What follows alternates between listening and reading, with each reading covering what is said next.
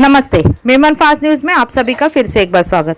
पालघर लोकसभा मतदान आखिरी चरण में 20 जून को होगा, इसलिए राजनीतिक पार्टियां जगह जगह प्रचार और सभाएं आयोजित कर रही हैं। इस संदर्भ में पालघर लोकसभा क्षेत्र के उम्मीदवार राजेश पाटिल के प्रचार के लिए वसई पश्चिम कोलीवाड़ा नूरीबाग में गुरुवार शाम लगभग 7 बजे वसई के मतदार बंधुओं के लिए एक संवाद कार्यक्रम आयोजित किया गया।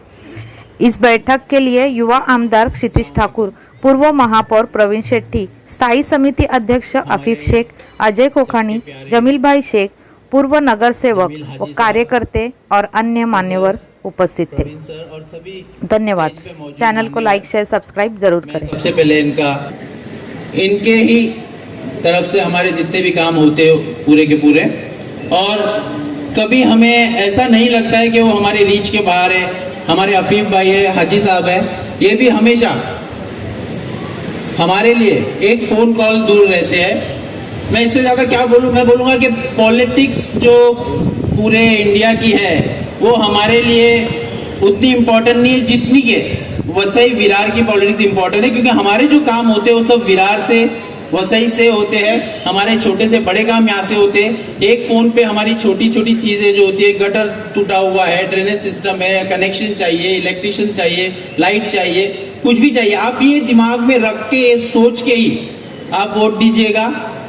कोई गलत फहमियाँ लोग फैला रहे हैं, कोई कुछ गलत अफवाहें फैला रहे हैं। देखिए, इलेक्शन है, 200 झूठ बोले जाएंगे, मगर एक सच्ची बात यहाँ स्टेज पे सब बैठे, और ये सब जितने भी है,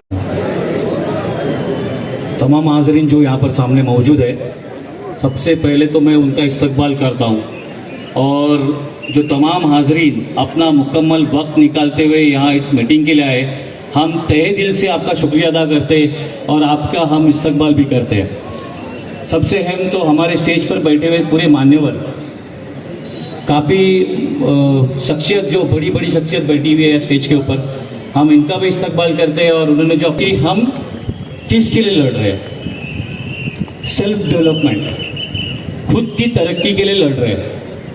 सही बात है भाई बहनों, बेशक, क्योंकि आज तक जो हमने देखा है वसई विरार लॉबी के अंदर जो डेवलपमेंट आपा के मार्गदर्शन के अंदर हमारे 3 आमदार जनाब हितेंद्र ठाकुर साहब है, क्षितिज दादा है, राजेश खड़ा करने के लिए, ताकि उद्धव बाला साहब ठाकरे के मतलब वोट काटे जाए और उसमें बीजेपी का विजय हो जाए, तो इसके ऊपर आप क्या बोलना चाहेंगे? मैं ये बोलना चाहता हूँ कि सबसे पहले पालघर ज़िला बना, पहला एमपी हमारा बना, उसके बाद में 14-19 के अंदर ये लोग साथ में थे, हार हुई मगर अच्छी मेजोरिटी से हुई। आफिफ ने बताया कि जिस वक्त ये लोग साथ में लड़ रहे थे, इनका जो वोटिंग था उसके पीछे हम लोग 50-60 हज़ार 1 लाख से पीछे थे। आज ये लोग अलग अलग लड़ रहे हैं, हम लोगों को ज़रूरत ही नहीं है।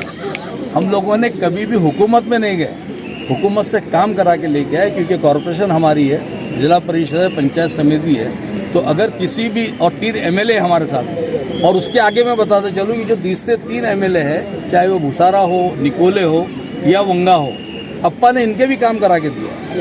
तो 60% वोटिंग जो है हमारे 3 आमदार के अंदर है। बचे हुए 3 आमदार के अंदर भी अच्छी खासी बहुजन विकास आघाड़ी की पकड़ है, और हम लोगों ने वो नीति, वो राजनीति की नहीं कभी। तो 100% बीजेपी हम लोगों के ऊपर जो भी इल्ज़ाम लगाए, हम लोगों ने अपने कैंडिडेट को डिक्लेयर किया, 1 नंबर पे हम लोग हैं, और 2 नंबर पे कट्टर हिंदूवादी कौन है उसके लिए आपस में लड़ रहे हैं। तो 1 नंबर के ऊपर सिटी है, और इंशाअल्लाह ताला सिटी है। सर, एक सवाल ऐसा है कि हमारे देश का ये दुर्भाग्य नहीं है कि हमारे जो देश के प्रधानमंत्री है वो खुद हिंदू मुस्लिम करते हैं, लेकिन हमारे वसई में ये चीज़ अप्पा के राज में नहीं हो पाई, तो इसके बारे में आप क्या बोलना चाहिए? बिल्कुल है, अप्पा ने या उनके इसके पहले उन्होंने बताया कि जो दादा थे, हम लोग उस टाइम पे कॉलेज में थे, उस वक्त सरपंच थे वो, और अप्पा ने कॉलेज से लेके हम लोग साथ में इलेक्शन लड़े, उसके बाद में कॉलेज के इलेक्शन, उसके बाद में मेरे साथ में कई लोग, पप्पू मकवा, मुश्ताक काजी, कम से कम 11 नगर से वो टाइम के थे। उसके बाद में कॉरपोरेशन आई, सोपारा ले लो, विरार ले लो, नगर अध्यक्ष बनाए गए, डिप्टी मेयर बनाए गए, स्टैंडिंग कमेटी का चेयरमैन बनाया गया। तो अप्पा अगर हमारी परसेंटेज देखें मुसलमानों की तो 12 से 13% है, ईसाई की अगर देखेंगे तो 8 से 9% है। उसके बावजूद भी रुपेश यादव जो रिजर्व सीट थी, ओपन सीट के अंदर उसको मेयर बनाया अप्पा ने। तो इसका मतलब यहाँ पे जातिवाद अगर सेंट्रल में होता है, पूरे हिंदुस्तान में होता है, तो हिंदू मुस्लिम जिस वक्त दंगे हुए थे तो उस वक्त तो वहाँ के लोग यहाँ पे आके रहते, आज भी रहते भाईचारे के हिसाब से।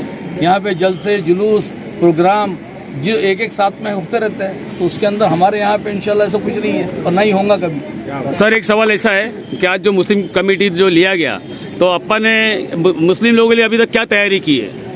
मुसलमानों के लिए तैयारी करने की इसलिए ज़रूरत नहीं है कि उसने मुसलमानों को अपना हिस्सा समझा है, और जब जब भी ज़रूरत पड़ी, आज मैं अप्पा हम लोग सब 60 साल के हैं, हमारे बाद की जो नौजवान ग्रुप है उसके अंदर सतीश के साथ में बाकी के सब नौजवान ग्रुप जुड़ा हुआ है। एक भी अल्फाज अगर किसी ने बता दिया कि भाई ये मुसलमानों के लिए अप्पा का कैलकुलेशन गलत है, अरे तकलीफ भी उसके वक्त भी उसने ईसाइयों को साथ दिया है, मुसलमानों को दिया है। तो आज के वक्त हमारा है। मैंने अप्पा को खुद दावत नहीं दी थी, दादा यहाँ पे प्रोग्राम में था तो यहाँ पे पहुँच गया। सर कब्रिस्तान का ऐसा एक मुद्दा है कि जो समझो हाईवे पे जो जिसकी मैयत होती है उनको वसे मिला के दफनाया जाता है, तो सन सिटी का जो कब्रिस्तान का जो मुद्दा चल रहा है, उस टाइम भी आपकी सत्ता थी, तो आपने वो मैटर क्यों क्लियर नहीं किया? बड़ा अच्छा तुमने सवाल किया है। 2.5 करोड़ के करीब वहाँ के कब्रिस्तान के लिए जो फीलिंग की, अब्दुल्ला पटेल ने काफ़ी उसके ऊपर नगर सेवक ने मदद की थी। वहाँ पे सिर्फ मुसलमानों का कब्रिस्तान नहीं है, शमशान भी बनाया गया और बाकी के भी है। बाद में अफीफ ने जैसा बताया वहीं का मूल्य करके उसने उसके ऊपर ऑब्जेक्शन उठाया, और ऑब्जेक्शन उठाने के बाद में वो बाउंड्री वॉल जो थी वैसी पड़ी हुई है। एक वहाँ पे ऑलरेडी एक कब्र वहाँ पे दफन है, और उसी के ऊपर इन लोगों का प्लानिंग चल रहा था कि वहाँ पे हेलीपैड बनाया जाए, मगर जो फज्जू ने और लोगों ने उसके ऊपर आवाज़ उठाई तो हेलीपैड वहाँ से दूर जाके बनाया। अच्छा, उसका अगेंस्ट में मुसलमानों की दादा ने तारीफ किया या कब्रिस्तान की किया, तो सन सिटी के अंदर उसके अगेंस्ट में उसका प्रचार कर रहे हैं कि देखो ये कब्रिस्तान के बारे में बात कर रहे हैं। इनके पास में इलावा डेवलपमेंट का कोई मुद्दा ही नहीं है।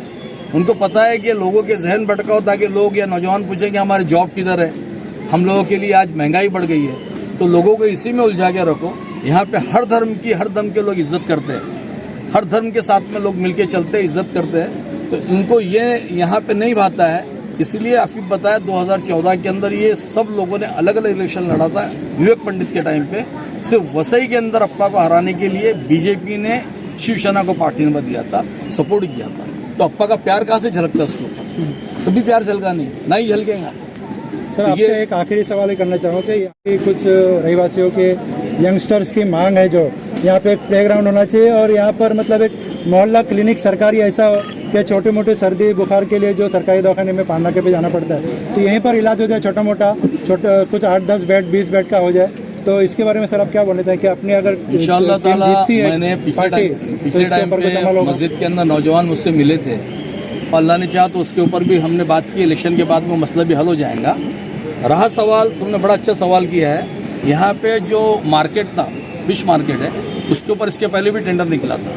हम लोगों ने उसको रीटेंडरिंग करके यहाँ पे कम्युनिटी हॉल और साथ साथ में जो यहाँ पे इमरजेंसी के अंदर जो सुविधा मिलना चाहिए, जो इमरजेंसी में लोगों को मिलना चाहिए फर्स्ट एड, उसके लिए भी इंतज़ाम करने की पूरी कोशिश की है, और इंशाल्लाह जल्द हो जाएगा।